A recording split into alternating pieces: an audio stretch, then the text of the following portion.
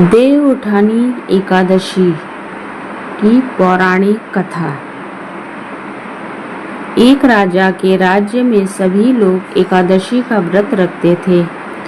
राजा तथा नौकर चाकरों से लेकर पशुओं तक को एकादशी के दिन अन्न नहीं दिया जाता था।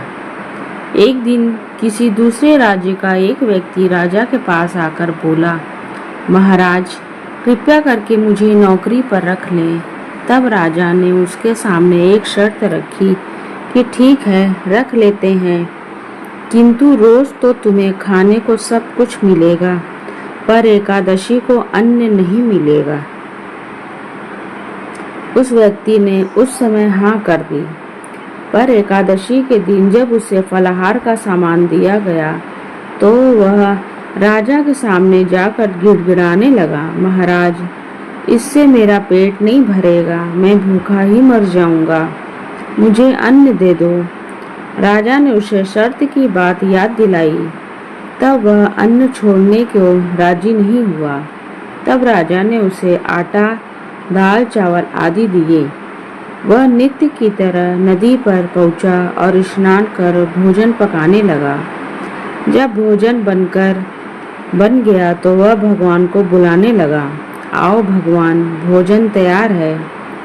उसके बुलाने पर पीताम्बर धारण किए भगवान चतुर्भुज रूप में आ पहुँचे तथा प्रेम से उनके साथ भोजन करने लगे। भोजन आदि करके भगवान अंतर्ध्यान हो गए तथा वह अपने काम पर चला गया। 15 दिन के बाद अगली एकादशी को वह राजा से कहने लगा कि महाराज, मुझे दुगना सामान दीजिए। उस दिन तो मैं भूखा ही रह गया। राजा के ने कारण पूछा तो उसने बताया कि हमारे साथ भगवान भी खाते हैं, इसलिए हम दोनों के लिए ये सामान पूरा नहीं होता। यह सुनकर राजा को बड़ा आश्चर्य हुआ। वह बोला, मैं मान नहीं सकता कि भगवान तुम्हारे साथ खाते हैं। मैं तो इतना व्रत रखता हूँ, पूजा करता हूँ, पर भगवान ने मुझे कभी दर्शन नहीं दिए। राजा की बात सुनकर वह बोला, महाराज, यदि विश्वास न हो तो साथ चलकर देख लें। राजा एक पेड़ के पीछे छिप कर बैठ गया। वह व्यक्ति ने भोजन बनाया और भगवान को शाम तक पुकारता रहा, परंतु भगवान न आए। अंत में उसने कहा, हे भगवान, यदि आप नहीं आए तो मैं नदी में कूदकर प्राण त्याग दूंगा। लेकिन भगवान नहीं आए। तब वह प्राण त्यागने के उद्देश्य से नदी की तरफ बढ़ा। प्राण त्यागने का उसका दृढ़ इरादा जानकर शीघ्र ही भगवान ने प्रकट होकर उसे रोक लिया और साथ में बैठकर भोजन करने लगे। खा पीकर वे उसे अपने विमान में बैठाकर अपने धाम ले गए। यह देखकर राजा ने सोचा कि व्रत उपवास से तब तक कोई फायदा नहीं होता जब तक मन शुद्ध न हो। इससे राजा को ज्ञान मिला कि वह भी मन से व्रत उपवास करने लगा और अंत में स्वर्ग को प्राप्त हुआ। देवउठानी एकादशी की कथा नंबर 2। एक राजा था, उसके राज्य में प्रजा सुखी थी। एकादशी को कोई भी अन्न नहीं बेचता था, सभी फलाहार करते थे। एक बार भगवान ने राजा की परीक्षा लेनी चाहिए। भगवान ने एक सुंदरी का रूप धारण किया तथा सड़क पर बैठ गए। तभी राजा उधर से निकला और सुंदरी को देखकर चकित रह गया। उसने पूछा, हे सुंदरी, तुम कौन हो और इस तरह यहाँ क्यों बैठी हो?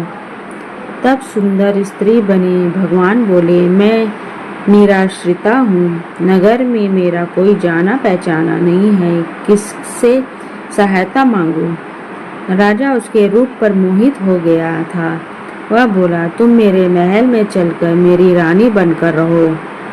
सुंदरी बोली, मैं तुम्हारी बात मानूंगी, पर तुम्हें राज्य का अधिकार मुझे सौंपना होगा। राजा पर पूर्ण अधिकार होगा। मैं भी बनाऊंगी, तुम्हें खाना होगा। राजा उसके रूप पर मोहित था, अतः उसकी सभी शर्त स्वीकार कर ली।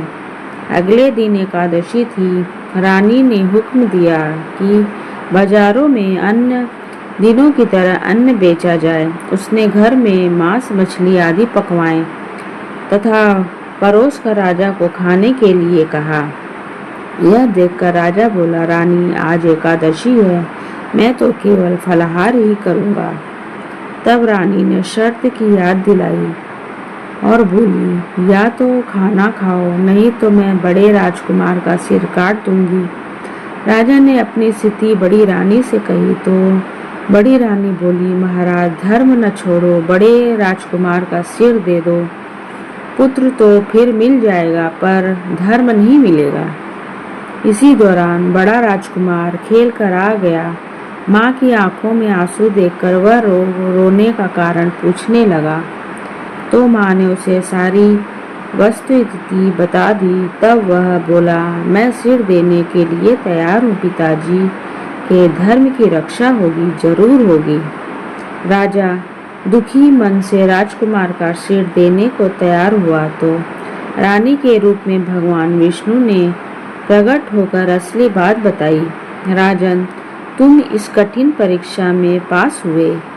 भगवान ने प्रसन्न मन से राजा से वर मांगने को कहा तो राजा बोला, आपका दिया सब कुछ है, हमारा उद्धार करें। उसी समय वह एक विमान उतरा। राजा ने अपना राज्य पुत्र को सौंप दिया और विमान में बैठकर परम धाम को चला गया।